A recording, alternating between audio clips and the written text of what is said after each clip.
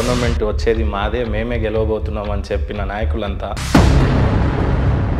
పార్టీలో general secretary అనే post చాలా పెద్దది. అది వ్యక్తిగతంగా మీరు సంపాదించుకుందా లేకుంటే కేవలం మీ తండ్రి బంగారు లక్ష్మణ్ గారి పేరు చెప్పి తెచ్చుకుందా? ఇక్కడ ఒక విషయం కొద్దిగా మీకు నొప్పించినా కూడా తన పేరే చెప్పి పార్టీలో పోస్ట్ తెచ్చుకున్నట్టుగా కనపడుతుంది తప్పితే కానీ స్వతహాగా బంగారు శృతి గారికి ఒక ట్రాక్ రికార్డ్ అనేది లేదు. కనీసం డబుల్ డిజిట్స్ కూడా దాటలేని పరిస్థితిలో బీజేపీ అలా ఉండిపోవటానికి దావుద్ ఇబ్రాహిం పాకిస్తాన్లో దొరికాడు, హాస్పిటల్లో చికిత్స పొందుతున్నాడు అని చెప్పి ఒక ఇన్ఫర్మేషన్ వచ్చింది. ప్రధాని గారు ఏమన్నా ఆయన లిఫ్ట్ చేసే పరిస్థితి ఉందా? దేశంలో దావుద్ ఇబ్రాహిం ఎక్కడైతే ఉన్నాడో ఐడెంటిఫై అనేది చేయడం అయితే జరిగింది. ఖచ్చితంగా ఇండియా లిఫ్ట్ చేసే పరిస్థితి ఉంటుందా?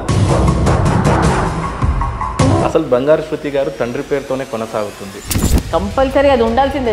అది తీయలేరు ఎవరు నాలో నుండి. He is my father as well as he is my god father.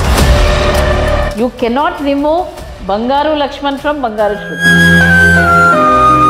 Government వచ్చేది మాదే, మేమే గెలవబోతున్నాం అని చెప్పిన నాయకులంతా కనీసం డబుల్ డిజిట్స్ కూడా దాటలేని పరిస్థితిలో బీజేపీ అలా ఉండిపోవటాన్ని ఏ రకంగా సమర్థించుకుంటారు? మేము 1 సీట్ నుండి 8 సీట్లకు వెళ్ళాం.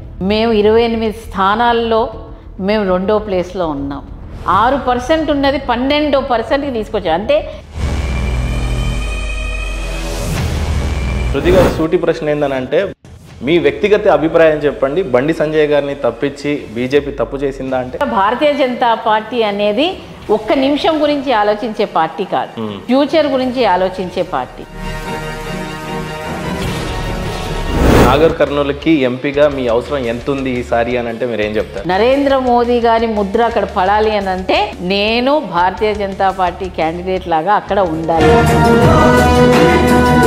బంగారు శృతి గారు కొన్ని సంవత్సరాల క్రితము యశోద హాస్పిటల్ బ్లాక్ నంబర్ A201లో మీ ఫాదర్ చివరి క్షణాల్లో చూసినప్పుడు అది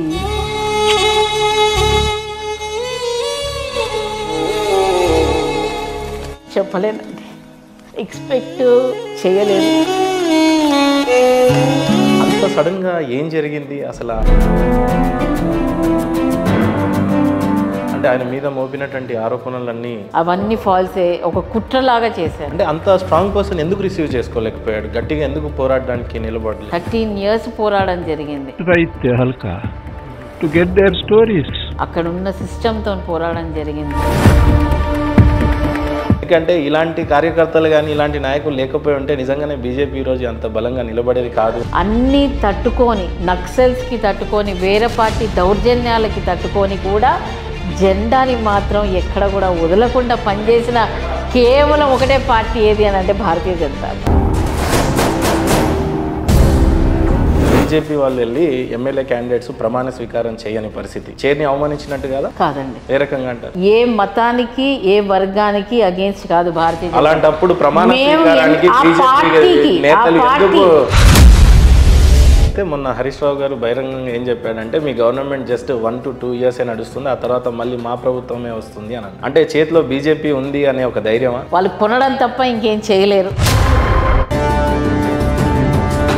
పైడి రాకేష్ రెడ్డి గెలిచి 2 వారాలు కూడా కావట్లేదు, అక్కడ ఎక్స్ఎమ్మెల్యేని అయితే పరిగెత్తించే విధానం కావచ్చు, ఆయన నిజాయితీ కావచ్చు, ఆయన హీరోయిజం కావచ్చు, ఏ రకంగా చూడొచ్చు? ఎమ్మెల్యేలు అయిపోయి ఇంట్లో కూర్చునే వ్యక్తిత్వం అయితే మాది లేదు. ఎందుకు వచ్చాము మేము? పైడి రాకేష్ రెడ్డి గారికి సపోర్ట్ ఉంటుందా? భారతీయ జనతా పార్టీ ప్రతి ఎమ్మెల్యేకి సపోర్ట్ ఉంటుంది, ప్రతి కార్యకర్తకి సపోర్ట్ ఉంటుంది. జీవన్ రెడ్డి మీద అంత పగబట్టడానికి కారణం ఏమంటారు? రాకేష్ రెడ్డి గారి విషయానికి వస్తే జీవన్ రెడ్డి గారు ఏమేం చేశారో అందరికీ తెలుసు.